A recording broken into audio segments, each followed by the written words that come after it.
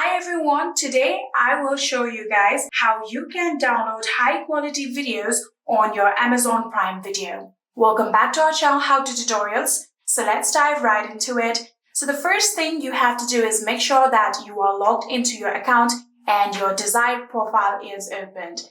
Just like this, here you can see I have opened this application and I have also opened my desired profile. So now what we're going to do is go to the settings of our profile, for which you can simply tap on the profile icon right here and you can see a gear-like icon right here. Tap on it and then we'll get to these settings.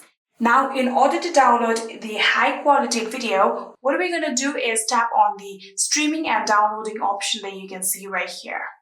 So after tapping on streaming and downloading, here you can see there is the option of manage downloads by device. And under the manage downloads by device, there is the option of download quality. So you can tap on download quality, and after doing that, here you can see it is currently on good. So in order to get a best quality, you'll have to select best. So simply tap on it and that will be it. You can now go back and download the videos and you will be able to download high quality videos on your Amazon Prime Video.